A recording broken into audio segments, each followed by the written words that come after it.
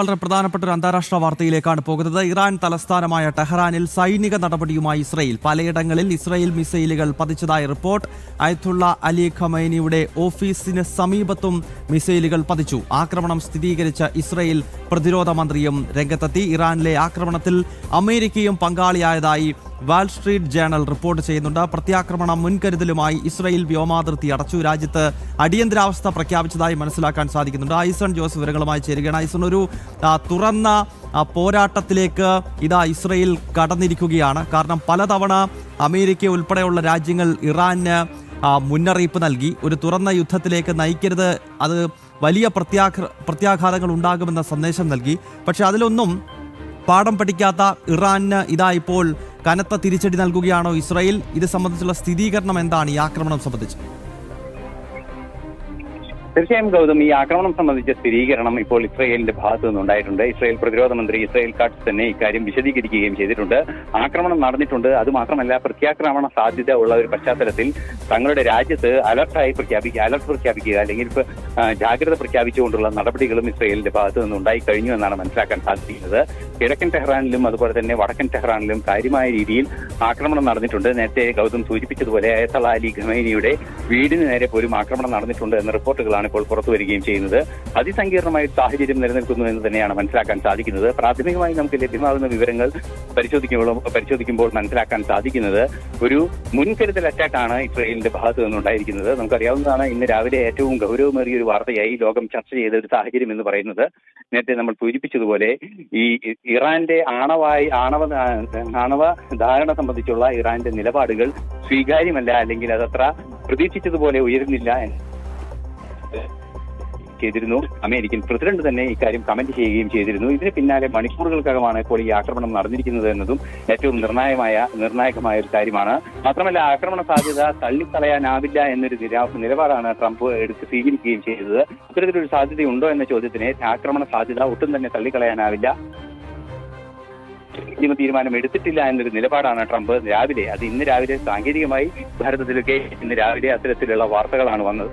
ഭാരത സമയം അനുസരിച്ച് അത്തരത്തിലുള്ള വാർത്തകളാണ് പുറത്തു വന്നത്.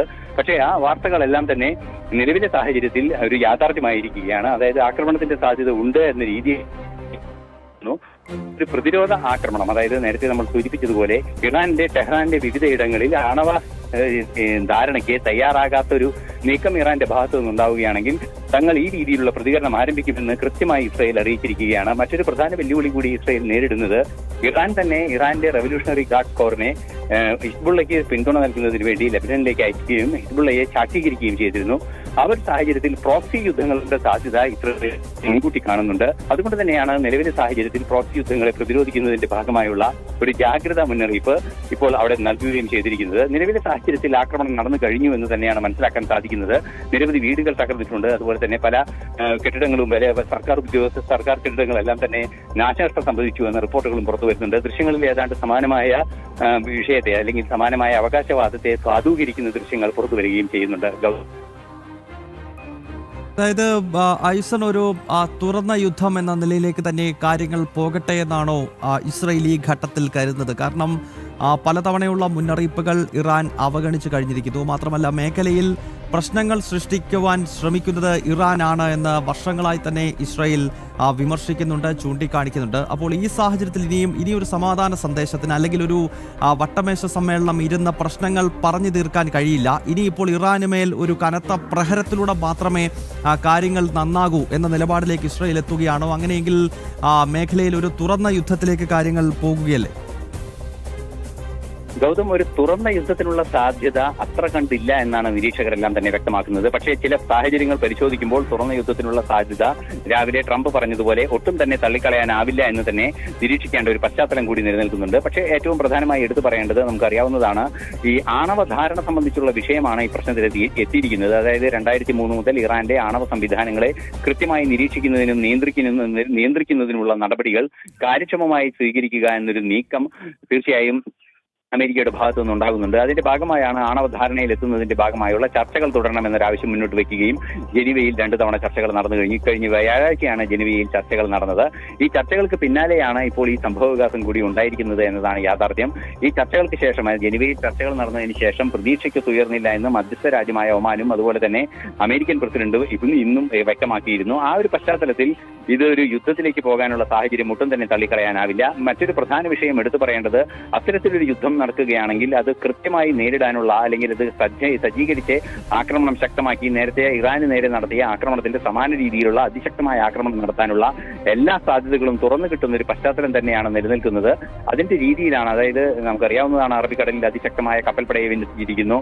അതുപോലെ തന്നെ ഇറാന്റെ പരിസരത്തുള്ള ഇറാനെ ടാർഗറ്റ് ചെയ്യാവുന്ന വ്യോമത്താവളങ്ങളിൽ അമേരിക്കയുടെ സ്വാധീനമുള്ള നിയന്ത്രണമുള്ള അല്ലെങ്കിൽ അമേരിക്കയുടെ സൈനിക താവളങ്ങളായി പ്രവർത്തിക്കുന്ന മിഡിൽ ഈസ്റ്റിലെ വ്യോമത്താവളങ്ങളിലെല്ലാം തന്നെ B-52 ഉൾപ്പെടെയുള്ള അതിശക്തമായ ബോംബർ വിമാനങ്ങൾ എത്തിച്ചിരിക്കുന്നു. അത്തരത്തിലുള്ള വലിയ രീതിയിലുള്ള നീക്കങ്ങൾ നടത്തിയിരിക്കുന്നു. സൈനിക സംവിധാനങ്ങളെ വിന്യസിച്ചിരിക്കുന്നു. അത്തരമൊരു സാഹചര്യം അവിടെ നേരത്തെ തന്നെ റിപ്പോർട്ട് ചെയ്യപ്പെട്ടിട്ടുണ്ട്. മറ്റൊരു പ്രധാന വിഷയം എടുത്തു പറയേണ്ടത്, നേരത്തെ തന്നെ ഈ ആണവ സമ്പുഷ്ടീകരണം സംബന്ധിച്ചുള്ള നീക്കങ്ങൾ നിർത്തിവെക്കണം, ആണവ സമ്പുഷ്ടീകരണം നിർത്തിവെക്കണം, ദയവായി തുടരുക. ഇപ്പോൾ ഡോക്ടർ അഭിലാഷ് നമുക്കൊപ്പം ചേരുകയാണ്, വിദേശകാര്യ വിദഗ്ധരാണ്. ശ്രീ അഭിലാഷ്, ഇപ്പോൾ ഇറാനിലേക്ക് ഇസ്രായേലിന്റെ ഭാഗത്ത് നിന്നും വലിയൊരു ആക്രമണം ഉണ്ടായിരിക്കുകയാണ്. ഇറാന്റെ തലസ്ഥാന നഗരിയിൽ ഉൾപ്പെടെ മിസൈലുകൾ പതിച്ചതായി മനസ്സിലാക്കാൻ സാധിക്കുന്നുണ്ട്. അപ്പോൾ മേഖലയിൽ ഒരു വലിയ സംഘർഷത്തിലേക്ക് കാര്യങ്ങൾ പോകുമെന്ന് അങ്ങ് കരുതുന്നുണ്ടോ? ഇപ്പോൾ ഇത്തരത്തിലൊരു പ്രത്യാക്രമണം നടത്താൻ ഇസ്രായേലിനെ പ്രേരിപ്പിച്ചത് എന്താണ്?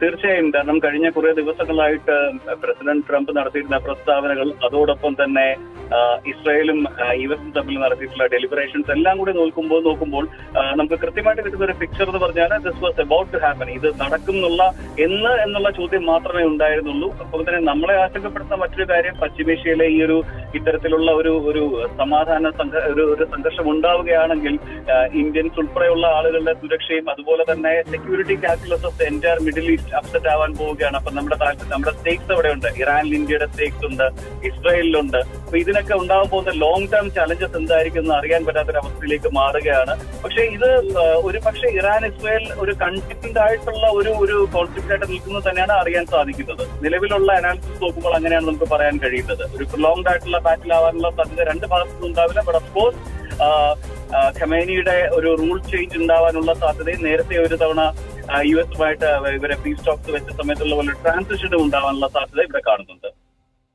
ഓക്കെ, വളരെ നന്ദി ശ്രീ അഭിലാഷ്, വിദേശകാര്യ വിദഗ്ധനാണ് ഈ ഘട്ടത്തിൽ പ്രതികരിച്ചത്. വീണ്ടും ഐസണിലേക്ക് പോവുകയാണ്. ഐസൺ, ഈ ടെഹ്റാൻ ഉൾപ്പെടെയുള്ള നഗരങ്ങളിൽ ഇസ്രായേലിന്റെ മിസൈലുകൾ പതിച്ചതിന് ശേഷം ഇപ്പോൾ ഇസ്രായേലിൽ അടിയന്തരാവസ്ഥ പ്രഖ്യാപിച്ചതായി മനസ്സിലാക്കാൻ കഴിയുന്നുണ്ട്. ഇറാന്റെ ഭാഗത്ത് നിന്ന് ഒരു തിരിച്ചൊരാക്രമണം ഉണ്ടാക്കാനുള്ള സാധ്യത എത്രത്തോളമാണ്? അങ്ങനെ ഒരു സാധ്യത ഉണ്ടായിക്കഴിഞ്ഞാൽ ആ സാഹചര്യത്തെ നേരിടുക എന്ന ലക്ഷ്യത്തോടു കൂടിയാണോ ഇപ്പോൾ ഇസ്രായേലിൽ അടിയന്തരാവസ്ഥ പ്രഖ്യാപിച്ചിരിക്കുന്നത്?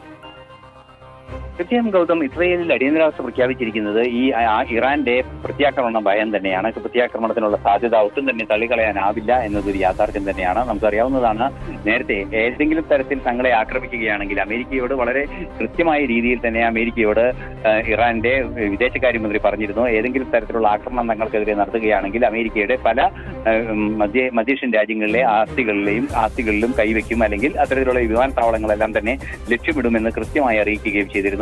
അത് മാത്രമല്ല, അതിനുശേഷം മറ്റൊരു പ്രധാന വിഷയം കൂടി എടുത്തു പറയേണ്ടത്, ചൈനയിൽ നിന്നും കപ്പൽ തകർക്കാൻ ശേഷിയുള്ള മിസൈലുകൾ വാങ്ങാനുള്ള ധാരണ ഇറാൻ ചർച്ചകളായി ആരംഭിച്ചിട്ടുണ്ട് എന്ന റിപ്പോർട്ടുകളും പുറത്തു വന്നിരുന്നു. ഈ 2 സാഹചര്യങ്ങളും വായിച്ചു നോക്കുമ്പോൾ ഒരു ആക്രമണം നടത്തിയാൽ, തങ്ങൾക്കെതിരെ ഒരു ആക്രമണം നടത്തിയാൽ പ്രത്യാക്രമണത്തിന് ഒരുങ്ങും എന്ന നിലപാട് തന്നെയാണ് ഇറാൻ അറിയിച്ചിരിക്കുന്നത്. അങ്ങനെ ഒരു പ്രത്യാക്രമണത്തിന്റെ ഭാഗമായി നടക്കുകയാണെങ്കിൽ അത് സ്വന്തം രാജ്യത്തിന്റെ സുരക്ഷ ഉറപ്പാക്കുന്ന നടപടിയുടെ ഭാഗമായിരിക്കുമെന്നൊരു അവകാശവാദം കൂടി ഉന്നയിച്ചായിരുന്നു ടെഹ്റാന്റെ ഭാഗത്തു നിന്നും ഇത്തരം ഒരു നിലപാടുകൾ പുറത്തു വന്നത്. ഈ ഒരു നിലപാട് സ്വാഭാവികമായും ഒരു പ്രത്യാക്രമണ സാധ്യത കൃത്യമായി സൂചിപ്പിക്കുന്നുണ്ട്. അതുപോലെ തന്നെ ദിവസങ്ങൾക്ക് മുമ്പ് ഏറ്റവും സുപ്രധാനമായ ഒരു അന്താരാഷ്ട്ര വാർത്തയായി ചർച്ച ചെയ്യപ്പെട്ട വിഷയമാണ്